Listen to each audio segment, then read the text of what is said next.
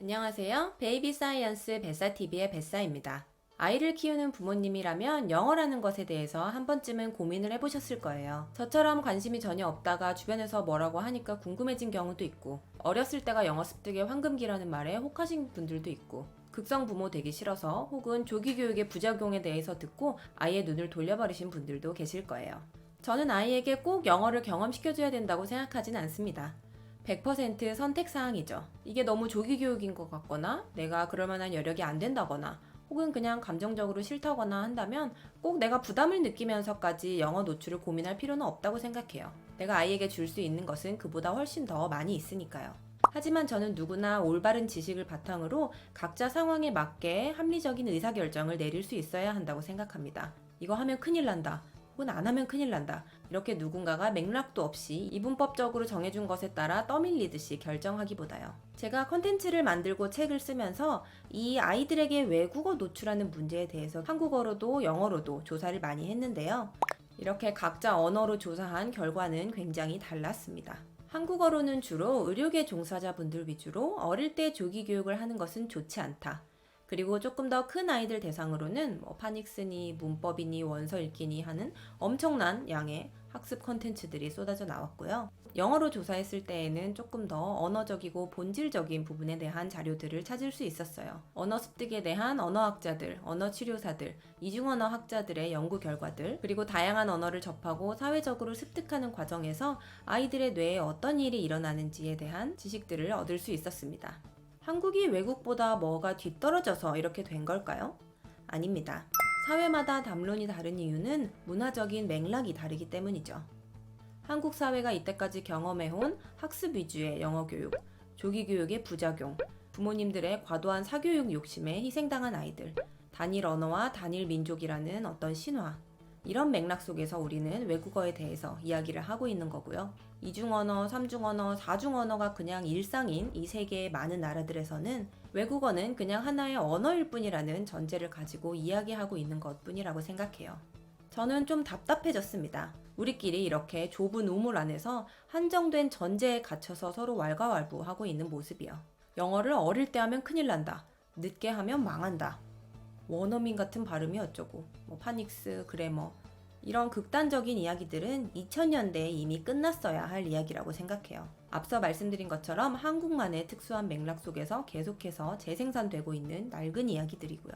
이 우물에 갇혀서 영어 교육을 받아온 우리 세대의 결과는 영어 문제는 잘 풀지만 영어를 실제로 사용하지는 못하는 한국인들의 모습입니다. 한국에 살 건데 왜 영어를 잘해야 하냐고요? 이런 질문도 굉장히 옛날에 나왔던 질문인데요. 가장 단적인 예로 인터넷 정보량의 60% 이상이 영어이고 한국어가 차지하는 비율은 1%도 안 됩니다. 네이버에서 구글로, 한국어에서 영어로 내 검색 습관만 살짝 바꿔도 내 의사결정에 영향을 미칠 수 있는 정보의 다양성이 엄청나게 달라져요.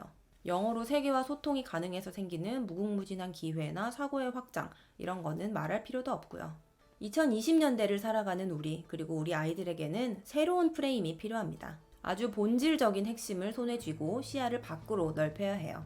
이 핵심은 영어는 언어다라는 것입니다. 영어는 언어입니다. 한국어도 언어이고요. 그래서 저는 교육학자도 의사도 아동심리학자도 아닌 언어학자로부터 어린아이들이 한국어와 영어를 언어로서 경험하는 과정에서 도대체 어떤 일이 일어나고 있는 것인지에 대한 기본적인 이해를 하는 것으로부터 모두 출발해야 한다고 생각합니다. 영어를 교육으로만 접근하는 이런 좁은 우물 안에서는 영어를 돌에 시작하든 7살에 시작하든 영어 문제 잘 푸는 아이 키워내는 정도가 고작일 가능성이 높습니다. 아이에게 외국어를 왜 알려주고 싶나요? 다른 문화권과 다른 언어에 대해서 개방적인 마음을 갖고 앞으로의 열린 사회에서 더 활발하게, 더 진취적인 마음을 가지고 살아가고 싶도록 도와주고 싶기 때문 아닌가요? 그렇다면 부모님부터 이 좁은 우물에서 탈출할 필요가 있겠죠. 낡은 프레임을 벗지 못한 우리만의 이야기가 오고 가고 있는 이 초록색 공간에서 눈을 돌리고 전 세계의 바이링구얼, 멀티링구얼들은 어떤 경험을 하면서 살아가고 있는지, 이걸 지켜보고 연구한 언어학자들은 아동의 외국어 노출에 대해서 어떤 시각으로 바라보고 있는지 시야를 좀 넓혀보시면 좋겠어요. 이번 웨비나는 그래서 준비했습니다. 옥스퍼드 대학교에서 한국학과 언어학을 가르치시고 아이들의 이중언어 습득에 대해 활발하게 연구하시면서 관련 책도 쓰신 언어학자 조지은 교수님을 모시고 영유아 시기의 외국어 노출에 대해 언어학적인 관점에서 이야기를 듣는 시간을 마련했어요. 뱃사가 이제껏 베프님들과 소통하면서 부모님들이 가장 많이 궁금해했던 주제들, 한국 사회에 가장 널리 퍼져 있는 오해와 편견들을 정리해서 교수님께 속 시원하게 답변을 들었습니다.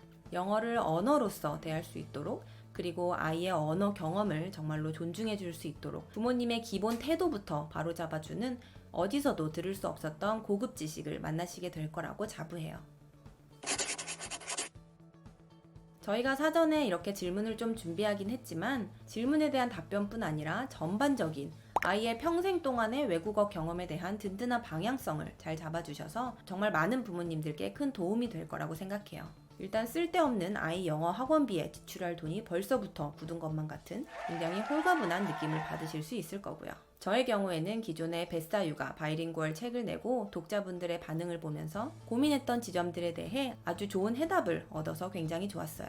제 책에서는 바이링구얼 육아를 실전에 적용할 때 부모님의 선택에 따라서 단계를 1단계에서 3단계로 나누고 있는데요. 1단계는 아이에게 그냥 영어를 즐거운 경험으로 인식시켜주고 소리의 감을 잡는 정도를 목표로 하는 것이었어요. 그리고 2단계와 3단계는 부모님이 영어 실력을 점차 높여가면서 일상 속의 특정 시간이나 상황을 떼어서 영어로만 진행하는 방식인데, 이렇게 함으로써 아이에게 영어를 사용해야만 하는 이유나 동기를 더 줄 수 있다는 데 포커스를 맞춘 한 이중언어 전문가의 의견을 받아들인 것이었어요. 그런데 제가 항상 고민이었던 게 2단계, 3단계, 특히 3단계까지 가는 데는 좀 많은 부모님들이 어려움을 겪으실 수 있을 것 같다는 생각이 늘 있었어요.